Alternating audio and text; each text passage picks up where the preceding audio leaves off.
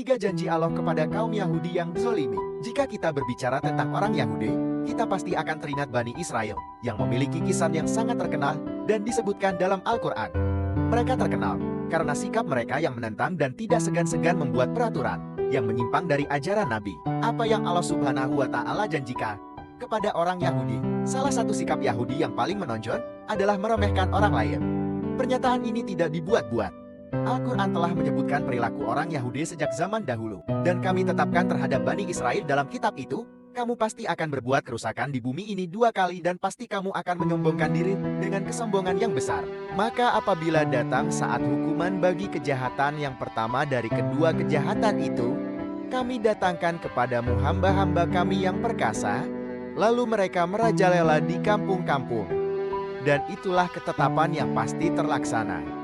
Quran Surat Al-Isra ayat 4 dan 5. Setelah ayat itu turun, orang-orang Yahudi melakukan kerusakan pertama.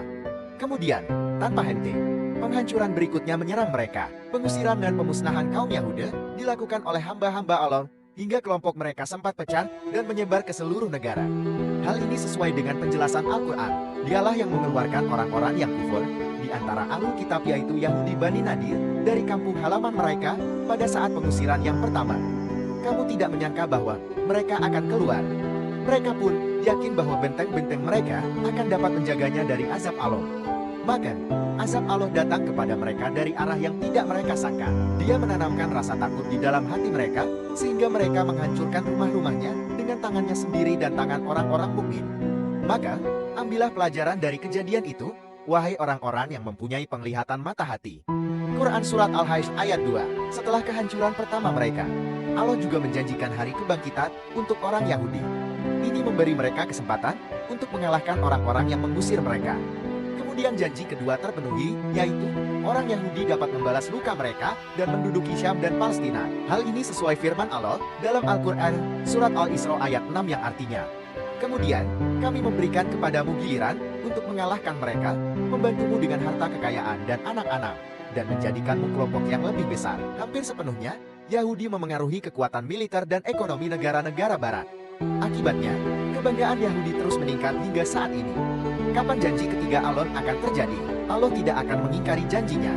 Setelah janji pertama dan kedua terpenuhi dengan gejolak yang dihasilkan oleh pasukan Hamas di jalur Gaza dan Israel, janji ketiga pasti akan terjadi dalam waktu dekat. Karena kenyataan bahwa janji pertama dan kedua telah dipenuhi, Allah tidak akan menolak janji ketiga.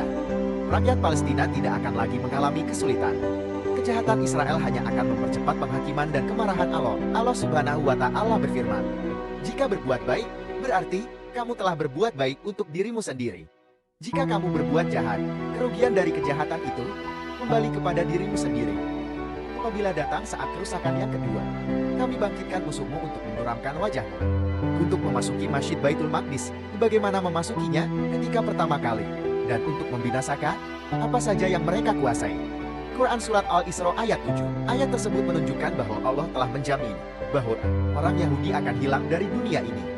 Kaum muslimin diberitahu oleh Maha Suci Allah bahwa mereka akan kembali ke Masjidil Aqsa seperti yang mereka lakukan di masa Umar bin Khattab saat menguasai Palestina. Dalam kitab Taurat pun, Allah telah menyatakan bahwa Bani Israel akan memasuki tanah Palestina yang suci dan mendirikan pemerintahan di sana. Namun, setelah mereka melakukan begitu banyak kesalahan, Allah menghukum mereka dengan mengutus hamba-hambanya yang kuat.